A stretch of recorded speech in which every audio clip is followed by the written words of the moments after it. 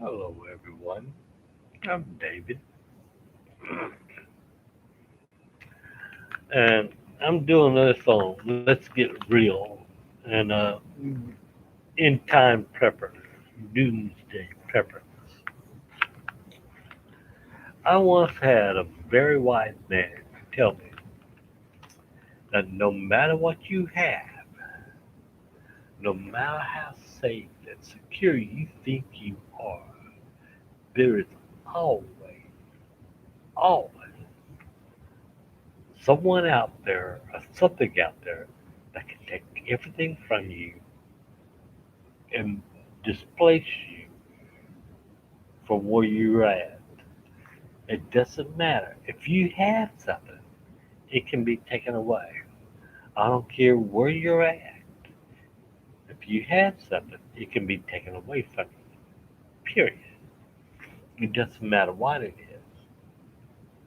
So you're going to be prepping and getting yourself ready for all these natural disasters or what you think are man-made catastrophes. When the truth of the matter, you can't see what's happening right in front of your faces right now. I'm going to give you the prime example of COVID 19. It is a pandemic, but it's a swimming pool of virus out there. You go in, you get vaccinated, and I'm not going to say if I've been vaccinated or not, but when you get vaccinated, you carrying that virus inside you. 100%. There's no guessing about it. You now have COVID 19 inside you. You breathe in and breathe out, and you think that nothing is happening. But there is a major thing happening. When you breathe out, you're breathing out COVID 19, that virus that's inside you, that you've accepted, your body's been able to accept as it. But when you breathe it out, you're breathing out some live virus. Even though it may only live for a few minutes, it still lives. It may live long enough for somebody else to breathe it in to give it life. And when they breathe it out, if they've had the shot, they're breathing out the mixture then of what your virus was inside you to their virus. Viruses like relatives or kinfolk. Sometimes they come in and you can't get rid of them. And sometimes, no matter how much you want to think that you're safe from them, they're there and they're going to come back with a vengeance. Give you the words of thought right now. The very first time that there was a variance on COVID 19 was in the UK when they started taking the shots over there to protect themselves.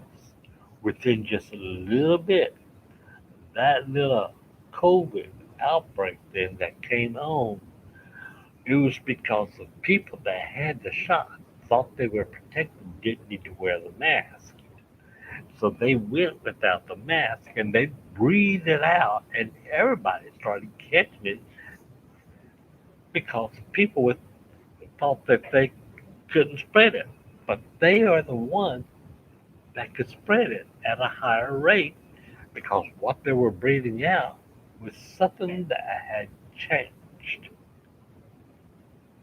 That little bit of a mutation that had changed made it more adaptable and acceptable to others that may not have never gotten it. Do you ever think about that? Where it was less than 1% of the population able to get COVID 19 at the time when the UK gave it. All of a sudden, there was 3% chance that you could get it. less than 1% before, another 3%. You see the difference in the rise and the escalation of it? And I'm doing this on CDC and the World Health Organization estimation on the people getting COVID by their estimation. It was less than 1%. All of a sudden, with a shot, it was 3%. There was mutation that happens inside you that happens to the virus. The virus wants to take and adapt to your body. And even though that one is dead and it will never live again, what is left in there after it got in you and mutated, that is still living. And every time you breathe out, you're breathing out that mutation. Somebody else breathes it in, and they take that mutation, and it stays in them, and it mutates. I give you a factual reality. For every 1 million viruses of COVID 19, one out of every 100,000 will mutate and change. It's called natural selection. It happens. One out of every 100,000 will mutate and change. How many do you breathe in and breathe out? If you got COVID 19, you're constantly breathing in and breathing out COVID 19. And you're not breathing out 100,000, you're breathing out millions upon millions upon millions of it all day long. Might not be with the same breath, but all day long while you're breathing in and breathing out. Thousands upon thousands, and it adds up to be millions upon millions of COVID 19. One out of every 100,000 has mutated, and it changes. Right now, it is airborne, but some doctors have already thinking that it's mutated enough to where it's attaching itself to the water, and I want you to think about that. Think about the worst virus that you can get right now in the world, and it's waterborne, and how fast it kills. I want you to think about that. COVID 19 started out as a very docile type of virus. Sure, it was going to infect just about everybody in the world, but less than 1% would have any type of lasting effect from it. Less than 1% would be infected enough to die. Less than 1%. And now it's changed with the UK getting it to 3%. So let's go from the UK to the other one, the ones in Africa. It changed. And it was different than that of the UK. What was once just a regular COVID 19 in the United States all of a sudden was overrun by that of the UK. Next, it was overrun by that of Africa that was more contagious. There were other COVID 19 that was out there coming into our country, and they were even more contagious than what was coming in from those other two from the UK and from Africa. There was India that was getting in, coming into it. Thailand and Korea, they were getting it, and it was changing for them. Each one of these little mutations that happened was enough of a variance to where all of a sudden there was a variance out there that was strong enough where it was attacking everybody with it. Those that had the shot, it wasn't affecting them very much, but those without it, they're saying, are the ones most likely to get it now. But I say this, one out of every 100,000 It's changing. Each one of those people that's got the shot, that virus is changing. It is mutating. That's the reason why we got a Delta variant. Sorry, I dropped my cigar. I'm gonna light it up for you.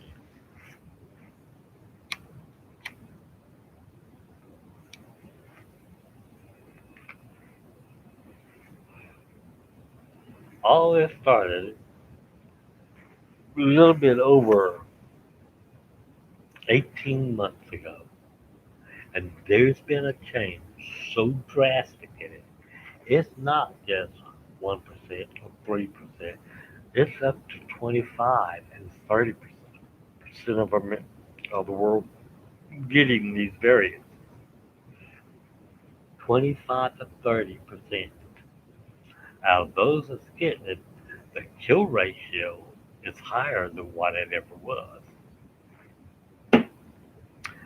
Even though they say that once again in the Delta, they don't show that much sign. But yet, there's more people getting it, therefore more people going to die from it. And therefore, the percentage of people being killed off from the Delta variant of the COVID-19 is greater and higher than of just COVID-19 when it first started. That brings me back to a question. Let's get real. They don't even know where it got started. They're just guesstimating where it got started or how it got started. They don't know. And the thing is, it could have been started by anybody, anywhere. It could have been something that was coming from outer space and it just happened to land there. A few people got started getting sick. We don't know. We may not know for a long, long time. It's like the Black Plague. They kept on blaming Italy for the plague, but the plague was coming on all the time. And they finally found out it was a fungus on the rye that the rats was eating that was creating the Black Plague. That fungus that the rats eat got into the rat's bloodstream, and from the rat's bloodstream, the flea would bite it and drink that blood. And they cured it. Fleas would hop from the rats or rodents from there to humans back and forth, and humans got sick, and they was ready for it. But it all got started because the wild rye had a fungus, and we did not find this out till hundreds of years later how it all got started. So we may not find out how all the COVID-19 thing gets started. But let's get back to prepping now. Why is this so relevant? Because in a few years, and remember COVID-19 only been there for about 18 months, maybe a little bit longer. And I'm thinking that I've already had it. And reason why, because I got sick about 2 or 3 months before the COVID thing was actually mentioned. Me and quite a few others around me got very sick, and we overcome it. But we overcame it naturally without a shot. I don't want to go in and have to say that this is why I'm immune to it. But the truth is that my body is naturally getting over it and taking care of it means that I don't need that shot. I'm already protected. Even though I may be breathing out of COVID-19, all that I'm breathing out is that can that'll die off, that cannot affect you because mine is already dying.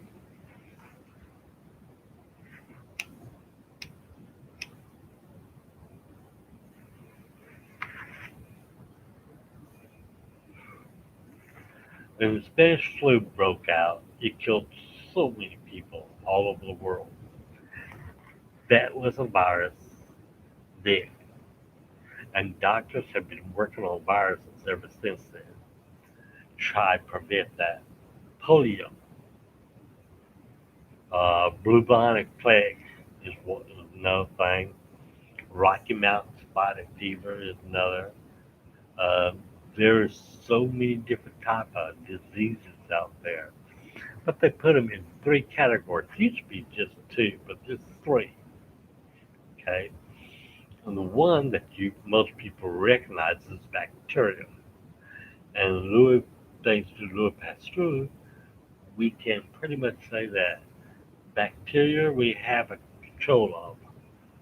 But then the second one is a virus, and that is something that we have not got a control of. It's got a control of us. And the third one is a fungus. People have found out a long time ago that breathing in certain type of black mold can kill a person.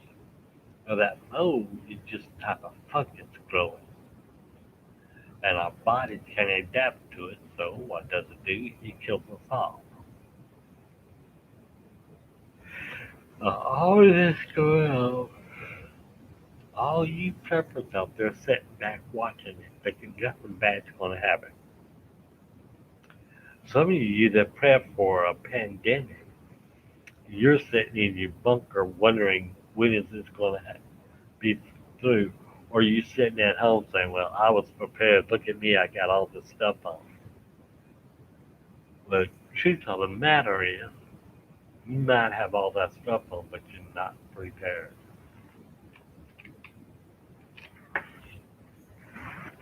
Because in all your protecting and protection isn't from the outside world getting to you, it's from you getting to the outside world.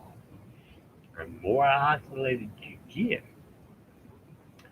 more of a higher chance of those within your isolation of getting sick and dying. A higher chance.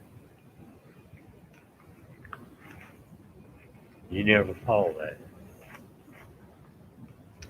You never think about these things till the last moment. I got a T-shirt on me that I bought that if it was for the last minute, I'd never get anything done. We've always been that way. If not for the last minute, we wouldn't get anything done. But then again, when we do things at the last minute, you can tell it. You can look and see that what we did at the last minute wasn't of any good. That last minute just made us go into chaos and turmoil. I play little video games where everything's on time. And I've noticed that people that procrastinate the most, and they get down to it and they get to the last few seconds of their move, they do more of a panic. So everything, all their preparation ahead of time, that last minute of panicking wipes out everything that they've done to prep for. Sometimes what you're doing and what you're thinking is right about going here, going there, having this, having that. All that can be taken away from you in a moment's notice. So let's get real, people. What makes what I'm doing any different than yours? I'm not saying I'm right. It just says that if I have a gun and go out here, I'll either have to kill instantly or be killed instantly, or I can go without a gun and go on just what I know, have nothing that anybody wants. That way I can just pass from one to the other without them ever knowing any difference. People that's been on the road before that's had to learn to eat this and eat that live this way and live that way, live here and there, to suffer in the cold and the heat, and to learn to drink some water and let their body absorb it because they gotta have it, and drink some water wherever they can get it, no matter how dirty or how unsafe they think it is. It's best to have the diarrhea sometimes than it is to go without the water. A wise man once said, the worst pain that a person ever feels, and they think they felt all the pains in the world, but the worst pain that anyone could ever have is the pain of hunger. Regardless if it's for food or drink or what, that's a hunger. And that pain, try to go for a little while without eating it and see what happens. You can't hardly take it.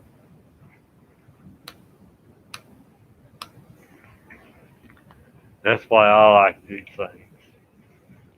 They don't burn out, but if you're talking too much, you can go back, a lot of them and start it over.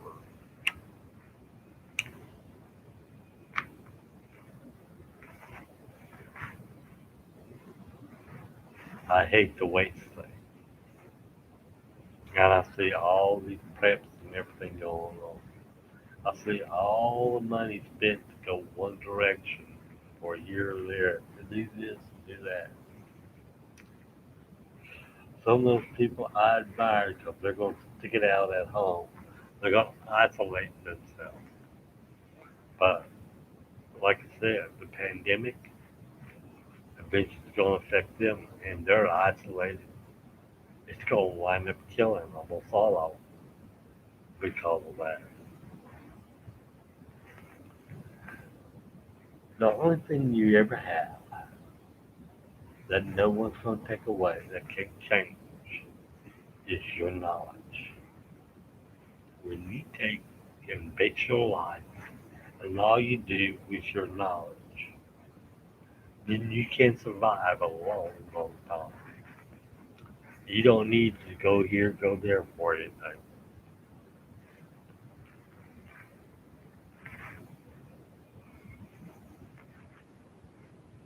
And the truth of the matter, and let's get real about it, we are all affected by the Murphy's Law, even me. What can go wrong will go wrong. Even with the way that I consider myself prepping, that can go wrong. But then again, if it does go wrong, people, I can adjust and overcome faster than you in your bug out shelter, bomb shelter, your isolation place. Oh, and if you really want to prep, take and put yourself in a desolate place all by yourself without knowing where you're at or how you really going to survive or anything like that. Don't have any tools, don't have anything at all, and see how long you will survive. You be amazed. Anyway, this is David. And let's get real, people. Preppers, and like I said, if you ain't bugged out yet, too late. Time for it all to stop.